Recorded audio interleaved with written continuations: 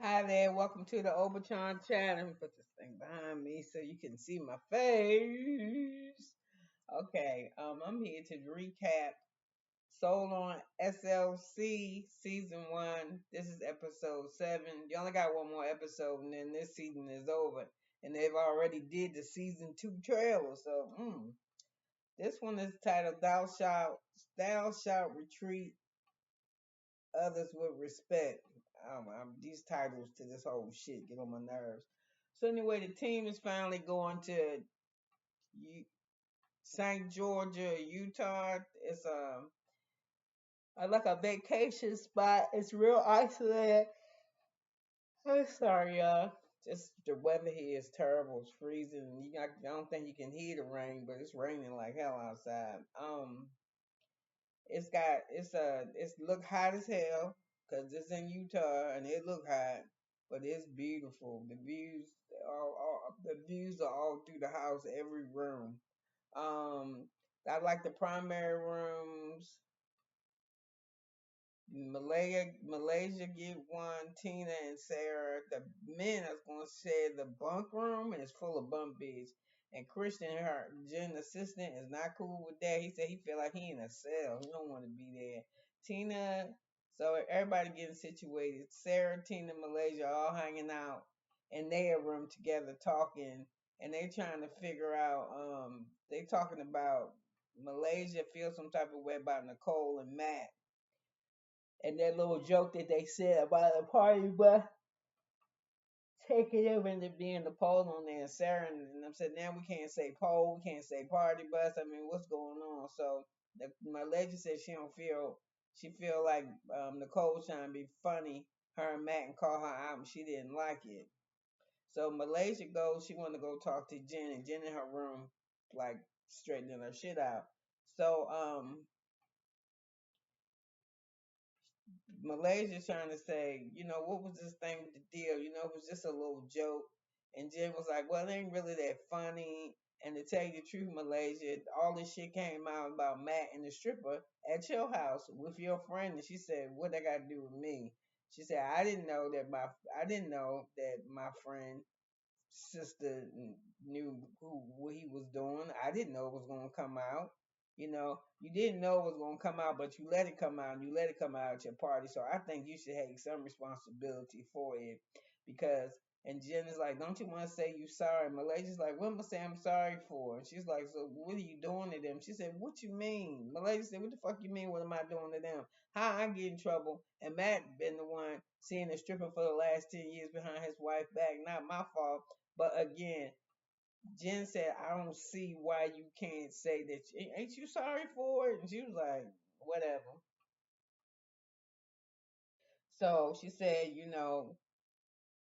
didn't you feel like that little joke that you was cracking was going to be like a little bit insensitive? She said, it was just a joke.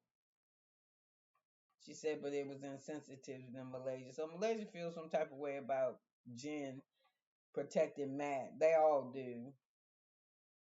But Kenny is talking to Matt, and he said he think and he talked to Tina too later. He said he think that Malaysia knew what was gonna happen. That he think that she had something to do with that shit because it happened at her house and it happened with her friend.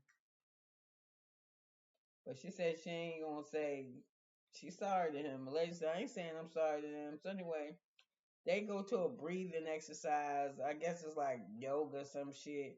And why you get to breathe, you practice breathing. I guess it unblocks some of your feelings. And Kenny's feelings got unblocked, some from when he was a kid. He said he had black memories.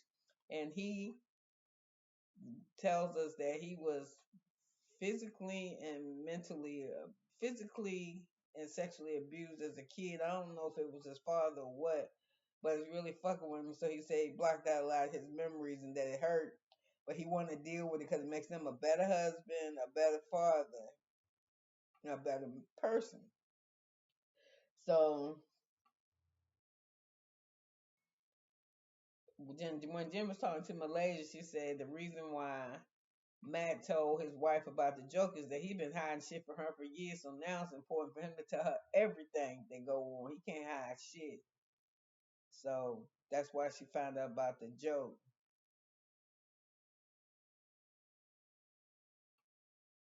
So the team goes outside and do this breathing work in the Utah desert. And like I said, Kenny dealing with his trauma, molestation and abuse. He said he had blocked a lot of his childhood out. So Malaysia said that she want to take this time to try to build with Jen to see what's up, because this shit with her, with Matt, is getting on Malaysia's nerves. So Kenny said, Kenny and Tina, they go downstairs or they go outside and they talk to each other and they start discussing about this breathing shit.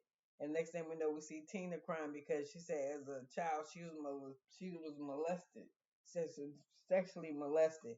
And I'm gonna just tell y'all this situation. My eyes are kind of watering, but you can't see.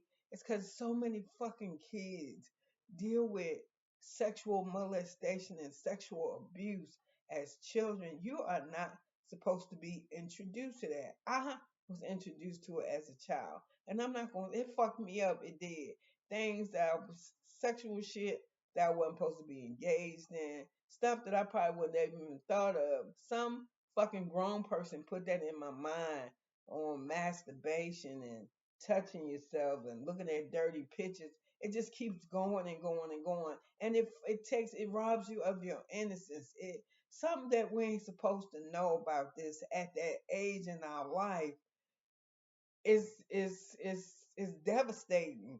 And to think that one of my grandkids or one of my children were molested, it's so many fucking people who have dealt with this. And I'm saying I'm 59 and I'm looking at these people on this show and I'm sure I'm older than them. But even them being born after me, still being subject to the same shit. Even today, if you go on YouTube, you will still see parents, fathers, mothers having sex with children, violating them, almost so much sexually assaulting them so bad that you injure their internal organs that you almost are killing them. Why? What the fuck is it about a kid that makes an adult want to put their fingers in them, on them, kiss them, touch them? They fucking children. So whenever, I don't care how old you are, you suffer from this type of abuse is so fucking devastating, and it's such a robbery of a child's childhood. It is. And some of us, even I suffer devastation from it, and the devastation I suffer from it is the trauma. It didn't make me, it actually made me more open to things that are sexual. More, didn't make me more, because it can do the opposite effect. Introducing a kid to sex too early will make them promiscuous, make them deviant. It does too much shit. So I don't like when they talk about shit like this. And I cried for Tina and I cried for Matt because I cried for myself. Like I said, I'm 59 and I still,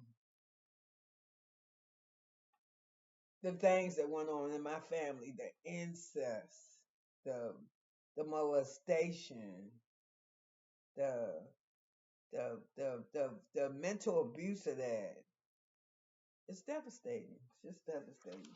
So anyway, Kenny and Tina both shared how they were mistreated as children, and she said the same thing. She block out shit because she don't think she deserved even good memories as a child because that's what you think as a child. What did you do to make this grown person, this person that's more mature than you, think that you was ready for that type of activity? What were you doing? So anyway, during this breathing thing, we see Matt holding up everybody with some bullshit.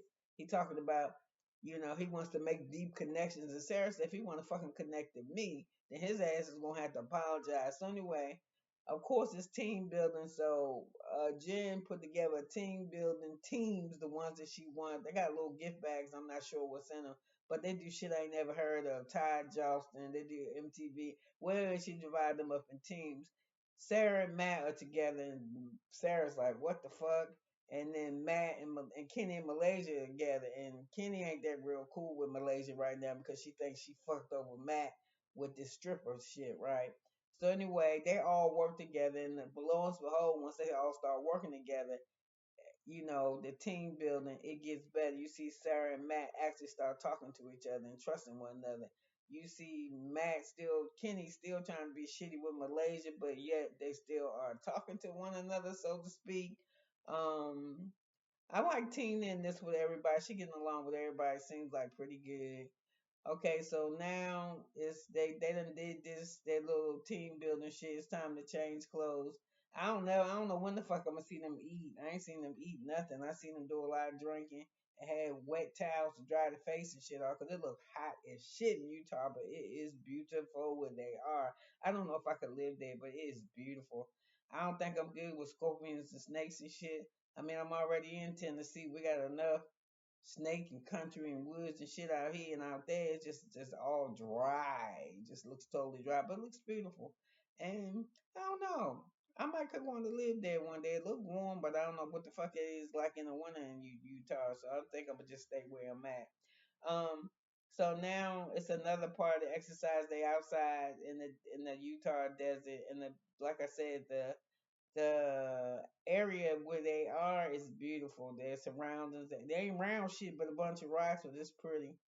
Um, Jen brings out a suggestion box and says she wants y'all to write suggestions. You don't have to put your name on it, but she wants, if you do, you do.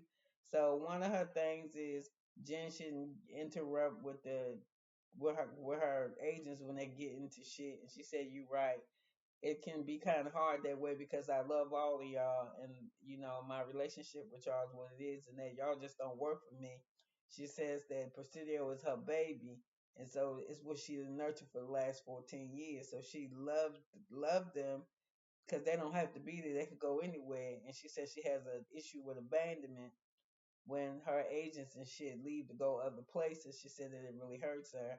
And I think Tina said, well, she gonna have to deal with that, which is true, because that's a part of life. Them agents run with the money. I know I used to be a real estate agent. Whatever broker giving the most perks and shit, and the most perks with the least amount of work, that's the motherfucker they go with.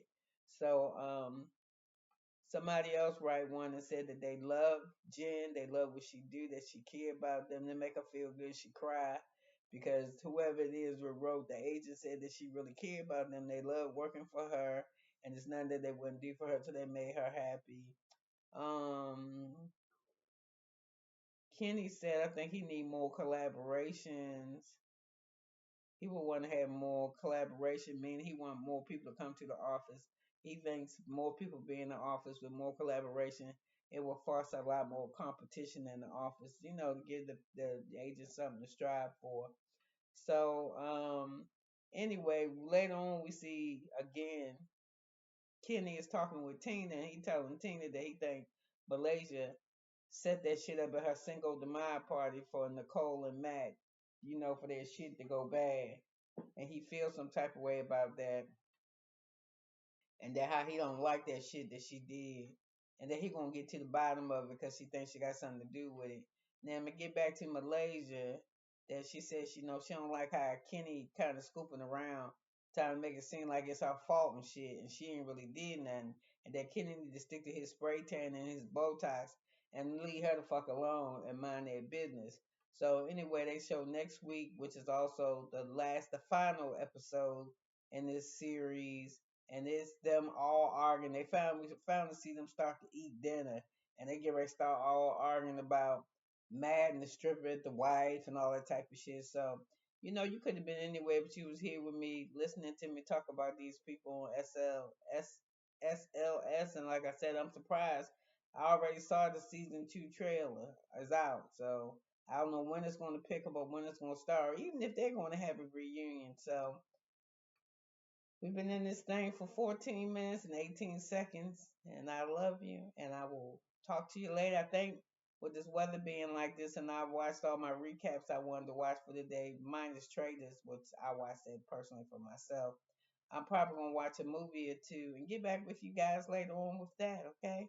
So anyway, you could have been anywhere, but wherever you are, stay safe, stay dry, and know that I'm thinking of you, and I want you to have a wonderful day. Bye now.